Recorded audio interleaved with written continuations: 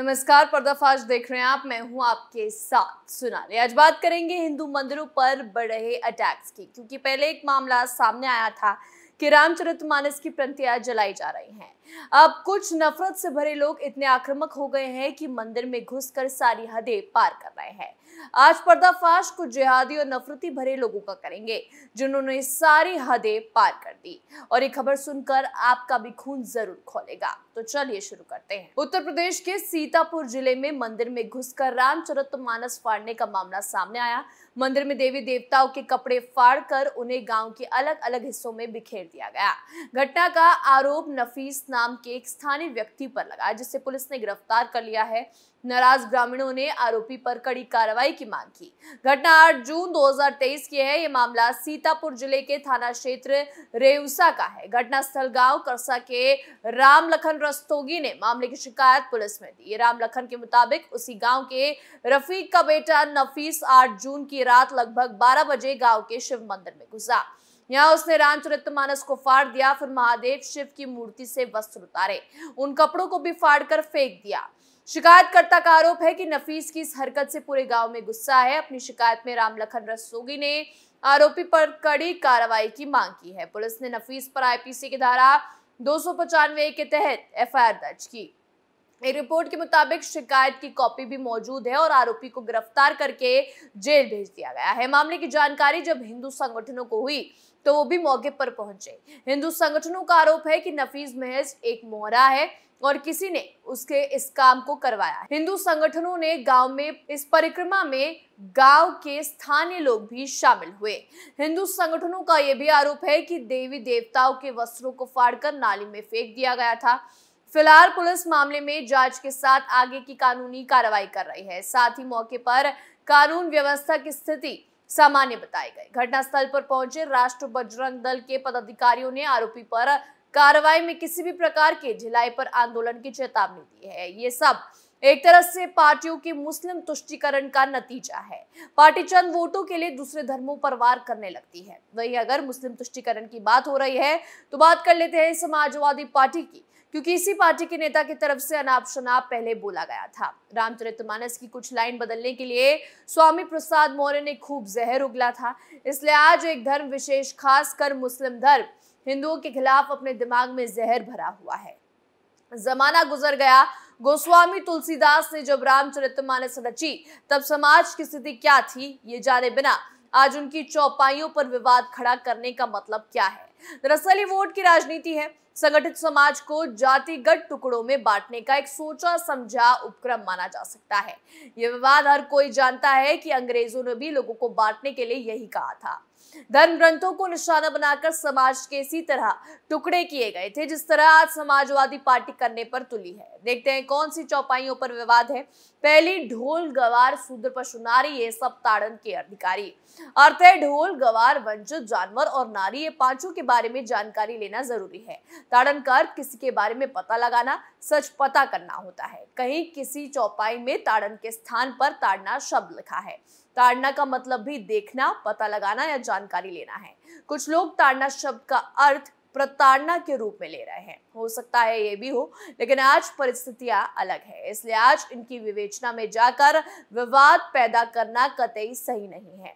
कुछ विद्वानों का कहना है कि शूद्र और नारी शब्द संशोधन का नतीजा है। कौमी एकता और भाईचारे की घिसी पिटी बातों को एक तरफ रखते हैं और आज ये मान लेते हैं कि भारत में हिंदू मुसलमानों से और मुसलमान हिंदुओं से नफरत करते हैं। इस बात से ज्यादा आश्चर्य में पड़ने की जरूरत नहीं है, क्योंकि सोशल मीडिया को रुख कीजिए तो रोज दंगा होता ही है।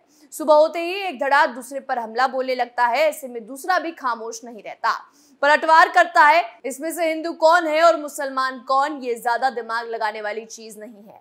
आज के हालात पर यह कहना गलत नहीं है कि सोशल मीडिया के आने के बाद नफरत के उन परिंदों को पंख मिल गए जिनके जीवन का एक ही उद्देश्य है, दूसरे समुदाय को अपशब्द कहना। एक वक्त था जब लोग दिलों में कुंठा लिए थे, मगर इस बात से डरते थे कि अगर अपने दिल में बसी उस नफरत को वो लोगों के सामने लाएंगे तो समाज क्या कहेगा। लेकिन सोशल मीडिया ने अब ऐसा लोगों को बेपरवाह बना दिया है। सियासी कहासुनी देखते ही देखते धार्मिक उलझनें बढ़ती चली जाती हैं। Twitter, Facebook, WhatsApp, social media के इन प्लेटफॉर्म पर कुंठित दिमाग वाले जहर पका रहे हैं, जहर परोस रहे हैं और जहर ही खा रहे हैं। और इस जहर के खाने से इस जहरीले समुदाय की तादाद कम होने के बजाय बढ़ रही है। हर सोशल मीडिया प्लेटफॉर्म पर इन्हें अपने जैसे लोग मिलते जा रहे हैं और उनका कारवां हुजूम बनता जा रहा है। ये उन लोगों को फॉलो कर रहे हैं जो इनसे मिलती जुलती बात करते हैं। नतीजा ये होता है कि अगर विचारों में कुंठा शामिल होती है तो वो कम होने के बजाय बढ़ती ही जा रही है। इसका नतीजा है पूजा और उस ओला कैब ड्राइवर जैसे लोग जो कहीं सुनी बातों पर अपनी धार्मिक राय तक नहीं रखते और उसे दूसरों पर थोपकर समाज को चौंका रहे हैं, परेशान कर रहे हैं। सोशल मीडिया और मुस्लिम तुष्टीकरण का ही नतीजा है कि आज एक कौम बिल्कुल मार काट पर आ गई है। बीजेपी की पूर्व प्रवक्ता नुपुर शर्मा और दिल्ली बीजेपी के पूर्व नेता नवीन जिंदल की तरफ से पैगंबर मोहम्मद पर टिप्पणियों पर चल रहे विवाद के बीच लोग हिंदू देवी देवताओं पर टिप्पणियों की तुलना में पैगंबर पर की गई टिप्पणियों पर एक तरफा चल रही रिएक्शंस पर सवाल उठा रहे हैं।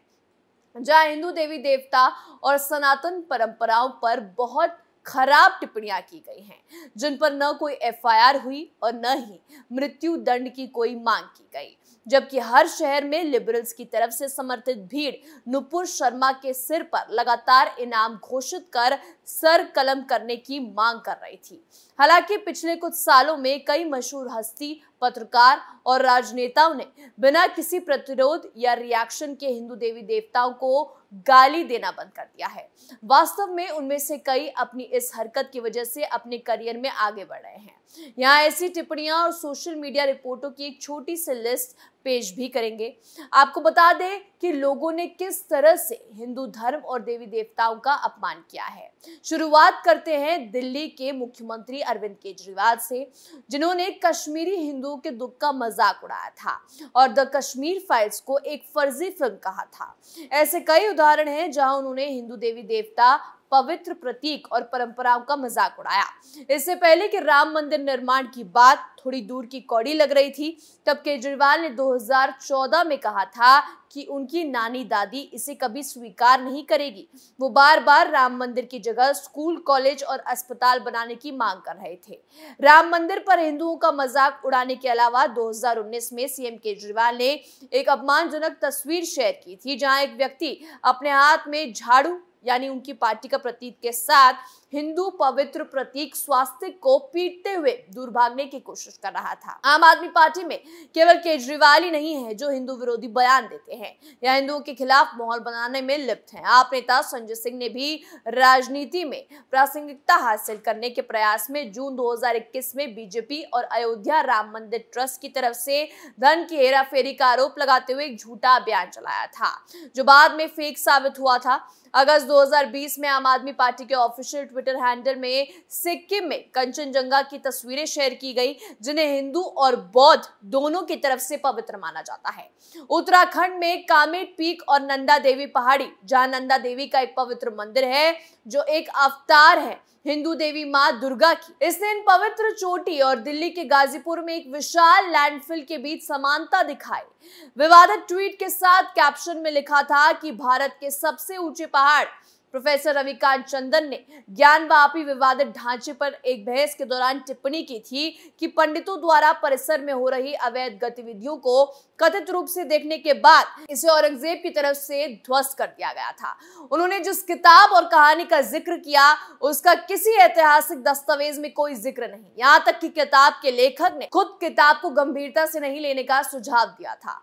वही इंडिपेंडेंट जर्नलिस्ट रकीब हमीद नायक, एक कुख्यात हिंदू फोबिक तत्व, ने ज्ञानवापी में शिवलिंग को बदनाम करने के लिए व्हाइट हाउस की एक तस्वीर और उसके सामने का एक फव्वारा लगाया।